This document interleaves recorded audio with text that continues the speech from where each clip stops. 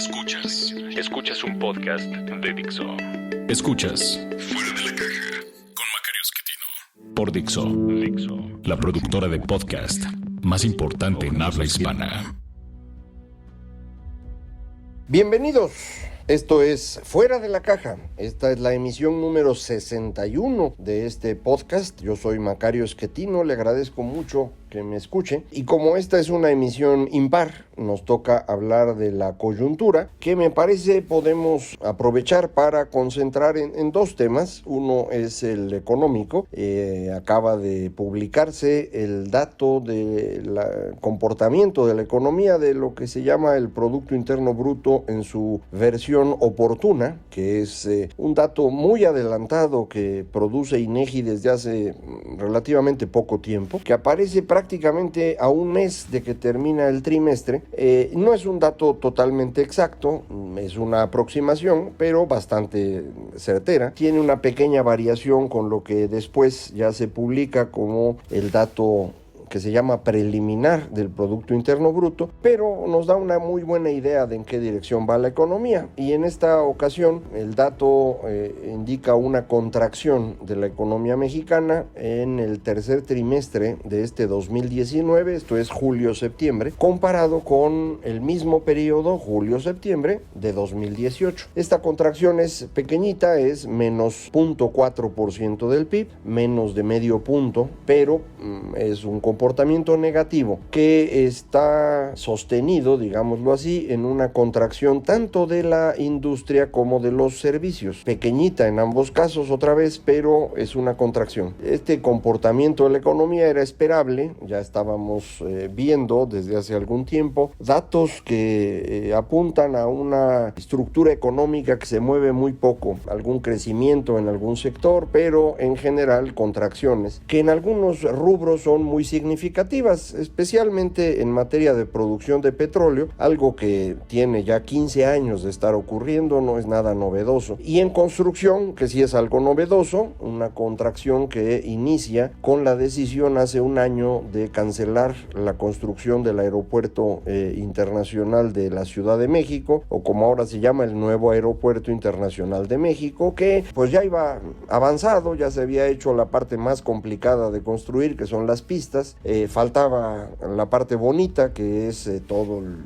edificio que se hace y los arbolitos y demás, pero eso ya no se construyó y mi opinión es que no se va a construir porque bueno, pues es una decisión del actual gobierno, decisión que hasta el día de hoy parece solamente provenir de una cuestión psicológica del señor López Obrador, que con este acto quiso mostrar que el único que manda en México es él, y pues probablemente lo logró, porque a partir de entonces nadie más ha decidido moverse. En particular, quienes invierten decidieron que no es una buena idea meter dinero en un país en el cual todo depende de una sola persona, y entonces se nos fue cayendo la industria de la construcción. Al sumarse esta caída a lo que ya ocurría con el petróleo, pues empezó a tener un crecimiento menos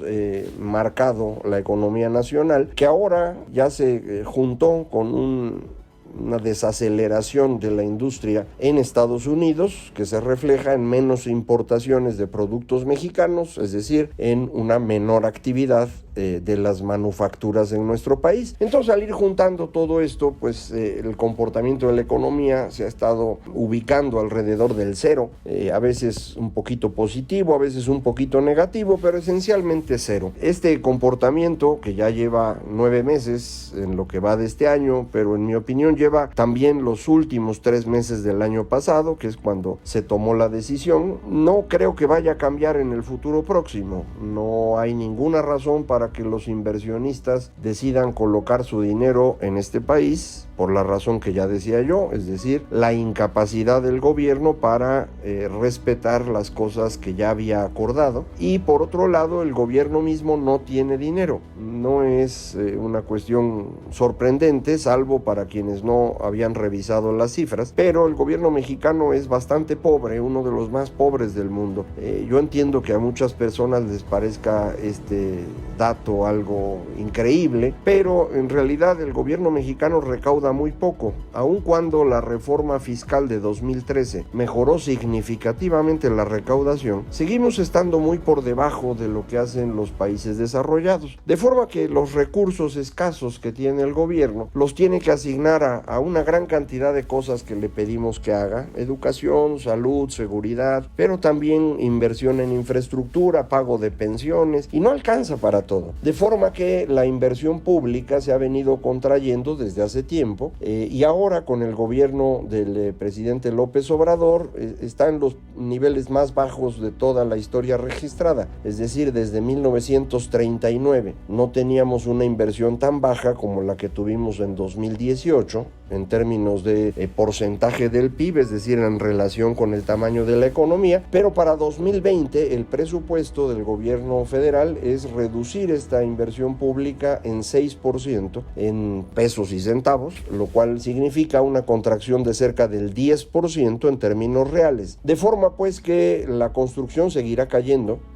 a lo mejor menos rápido, porque ya empezó un poquito de movimiento en la construcción de vivienda, y eso, bueno, va a compensar, pero el comportamiento no va a ser positivo. En materia de producción de petróleo también es cierto que la caída parece haberse detenido, pero aún en comparación anual seguirá siendo caída, es decir, números negativos por algunos meses más, de forma que no se ve cómo la industria pueda recuperarse. Por un lado, las manufacturas exportarán menos, por otro lado, la construcción no va a compensar la caída que trae, y finalmente, en materia de producción de petróleo, aunque pues todos tenemos fe en que las cosas mejoren, no hay razón para pensar en un crecimiento relevante. Así que la industria estará en cero o de ahí para abajo. En materia de servicios, la dinámica que nos había ayudado mucho en los últimos años se ha venido reduciendo, y ahora tenemos un menor crecimiento en lo general, y en varios de los sectores, de las ramas que están en la parte de servicios, tenemos ya números rojos. De forma pues que para 2020, aun cuando todo el mundo está pronosticando crecimientos de 1 punto y cachito, e incluso Hacienda estima 2% de crecimiento para el próximo año, yo me inclino a pensar que vamos a estar por debajo de cero, probablemente menos 0.5, probablemente menos 1%. Esto dependerá muchísimo de lo que ocurra con las ventas a los Estados Unidos, pero no veo de dónde podríamos tener crecimiento. Ojo, no estamos hablando de una caída brutal de la economía, sino otra vez estancamiento, que ahora estaría un poquito abajo de cero, y que a lo mejor en 2021 estará un poquito arriba de cero. Pero si usted ve a largo plazo, si vemos los 3 años completos, el 20 y el 21, pues piénsele en cero, y eso le va a ayudar a tener una perspectiva bastante razonable de lo que va a ocurrir. No creo que esto cambie de forma significativa. El gobierno tiene la esperanza de que la aprobación del TEMEC, el nuevo acuerdo comercial con Estados Unidos y Canadá, pueda revertir esta situación. Yo lo dudo mucho. A lo mejor se aprueba, no lo puedo saber, yo creo que nadie lo sabe, pero aun cuando se apruebe en este momento, no creo que cambie la dinámica. Es decir, los inversionistas extranjeros, ya teniendo el TEMEC, tienen reglas más claras para lo que va a venir, pero ya no saben quién va a gobernar Estados Unidos, y no saben qué pensar del quien gobierna en México. De forma que creo que van a detener su inversión de cualquier manera. Si no hay TEMEC es peor, eso no hay duda. Pero aún habiendo TEMEC, no creo que nos empiece a llover dinero. Hay que recordar que estamos en un momento muy importante de cambio tecnológico, que implica que quienes producen vehículos que habían sido de combustión interna se están moviendo ahora a vehículos eléctricos. Esta es una transformación que no es menor en términos productivos, y que en una circunstancia de incertidumbre los puede llevar a considerar la inversión que hoy tienen en México como algo pues que está prácticamente ya utilizado, es decir, depreciado, como dicen las personas que se dedican a los negocios, ya se usó, y que la nueva inversión, que sería en vehículos eléctricos, no tendría que hacerse obligadamente en este país, podría hacerse en otro, no sé cuál otro, porque ahorita ya ve que todos andan desordenados, pero ojo, no hay esta fuerza de atracción que México tuvo por mucho tiempo, y esto a mí me parece un tema preocupante, en donde la generación de confianza confianza se vuelve más importante que en otras épocas. Y ahora resulta que tenemos pues menos generación de confianza que en cualquier otro momento de los últimos 25 años. Así que sí estoy preocupado en eso. No tendría un efecto inmediato en 2020, no sé ya para 2021, lo platicaremos cuando ya tenga yo más información, pero de momento por ahí estaría yo preocupado. La otra esperanza del gobierno es que los privados inviertan, pero yo no sé de dónde. No creo que ningún inversionista mexicano de los grandotes esté dispuesto a poner dinero en un proyecto que no está nada claro. Y me parece relevante en esto considerar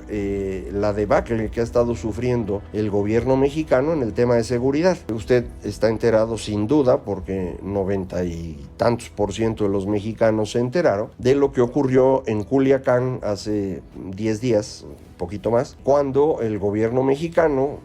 intentó detener a uno de los hijos del Chapo Guzmán, lo hizo con las patas y no le quedó más remedio que soltarlo para evitar una catástrofe en términos de violencia en esta ciudad que, aun cuando lleva décadas conviviendo con los narcotraficantes, nunca había vivido una situación como la que vivió en las horas que el señor Ovidio Guzmán, el hijo del Chapo, estuvo bajo contención, digamos, de estas fuerzas especiales. No me queda claro si del ejército, de la Guardia Nacional o quién hizo el operativo, y no me queda claro porque el mismo gobierno ha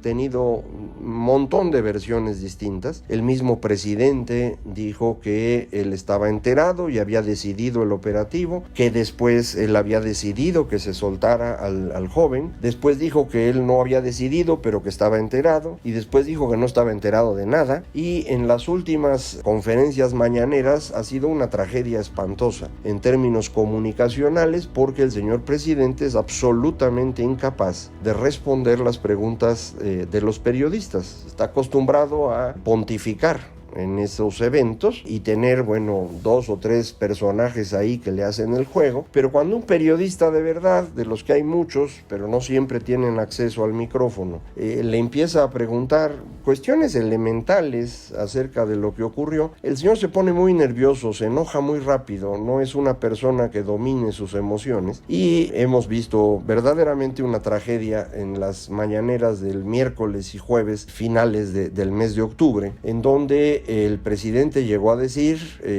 haciendo eco, según él, de una frase de Gustavo Adolfo Madero, el hermano de Don Panchito, que los periodistas mordían la mano de quien les había quitado el bozal. No sé qué opinen mis colegas reporteros, yo nada más escribo, soy columnista, pero a mí me parece esto una falta de respeto inaceptable de cualquier persona, pero peor viniendo de quien tiene la presidencia de la República. El personaje al que me refiero, el señor López Obrador, es un grosero y está con esto tratando de limitar la libertad de expresión, de opinión de los mexicanos, el trabajo de los reporteros, insultándolos como si fueran animales, y no me parece que sea la forma adecuada de tratar con la prensa. Probablemente no le gusten las preguntas, pero pues es el trabajo de un político, recibir preguntas incómodas y tratar de administrarlas respondiendo lo más que pueda. Él no lo hace, él no puede responder porque él no tiene argumentos, él tiene una verdad única que es la suya, que trata de exponer, insisto, todos los días en la mañanera, que tiene como objetivo esta conferencia destruir la opinión de los mexicanos. Muchas personas creen que este es un mecanismo de intercambio o de opinión, pero no es así. De lo que se trata la mañanera es de que la única opinión existente en México sea la del señor que aparece ahí. Por eso se hace todos los días, ocupa 2 o 3 horas, es transmitida por prácticamente todos los medios, y entonces esto fija la discusión pública durante todo el día. Y si alguien opina en contra, al día siguiente es insultado, despreciado, menospreciado en esta conferencia, porque, insisto, de lo que se trata es de destruir la capacidad de opinar de los mexicanos. Muchas personas creen que la democracia se hunde frente a una cuestión militar, frente a una dictadura. Este no es el caso en esta época. Se hunde frente a estos procedimientos de los líderes populistas de destruir la capacidad de opinar de los demás, de reducir las opciones que pueden competir, de eliminar la información y en particular las fuentes de información independientes y confiables a través de la construcción de esto que se ha dado en llamar fake news por el ejemplo estadounidense, pero que es una invención de la realidad. El señor López Obrador, según la evidencia con que contamos, ha dicho más mentiras en el transcurso de este año en sus mañaneras que lo que ha hecho el señor Donald Trump en los 3 años que lleva gobernando ese país, y Donald Trump es conocido por ser un mentiroso. En consecuencia, bueno, no creo que haya duda alguna, López Obrador es un mentiroso que utiliza este mecanismo no para comunicarse con el pueblo, sino para que haya una única opinión en el país y que sea la de él. Es importante esto porque en lugar de discutir si la economía crece o no crece y si su idea esta de desarrollo sin crecimiento es factible o no, trató de mover el tema a la cuestión de Culiacán porque pensaba que la iba a librar muy fácil, y cuando los reporteros hicieron su trabajo, el señor se enojó y empezó a violentarse al extremo, insisto, de llegar a la frase que ya comenté. Entonces, estamos en una circunstancia compleja porque el señor presidente no solamente no está pudiendo gobernar, como debería ser ya muy evidente, no solo la economía está estancada, sino que además pues ha salido de sus cabales, ya no tiene control ni siquiera de su discurso, y nos vamos a meter ya en el proceso electoral propiamente hablando de 2021. Falta tiempo para que esto sea formal, pero ya sabemos pues que Morena quiere contraer la cantidad de dinero que pueden tener los partidos políticos, esto con el argumento de que gastan mucho, argumento muy popular y populista, pero esto de lo que se trata es de que solamente quien tiene el gobierno tenga recursos, lo que el PRI tenía, pues los que son viejitos como yo se han de acordar, el PRI tenía recursos, los demás no, y para evitar este desequilibrio entre el PRI y los demás fue que inventamos el financiamiento público que ahora va a quitar Morena para pues regresar a esta época autoritaria, que es lo que a ellos les conviene. El próximo año se elegirán 4 consejeros del Instituto Federal Electoral que se sumarán al que ahora ya trabaja para ellos, según información de Carlos Loret de Mola en el Universal, y con eso les va a alcanzar para tener control de la elección en 2021. En consecuencia, si sumamos esto a el tema de revocación de mandato, que no recuerdo si ya comentamos aquí, creo que ya podemos asegurar que el periodo democrático de México terminó el 1 de julio de 2018 y que entramos otra vez en este proceso de defendernos de un gobierno autoritario. Es un gobierno autoritario concentrado en una persona profundamente incapaz, que además ha mostrado ya no tiene siquiera el ánimo de escuchar opiniones contrarias. Van a ser tiempos difíciles, no tengo que recordárselo, pero pues si evaluamos la coyuntura, la conclusión no puede ser otra. Como siempre, yo le agradezco que me escuche aquí en Fuera de la Caja. Me puede mandar información con mucha facilidad. Soy Macario MX, en Twitter @Macario MX, en correo electrónico macario@macario.mx, y la página electrónica es www.macario.mx. Yo le agradezco que me escuche. Nos vamos a ver por aquí para seguir platicando el tiempo que sea posible. Esto fue Fuera de la Caja.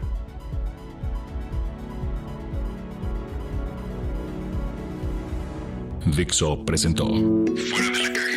con Macario Esquetino. La producción de este podcast corrió a cargo de Pedro Aguirre. Coordinación, Verónica Hernández. Producción general, Dani Sadia.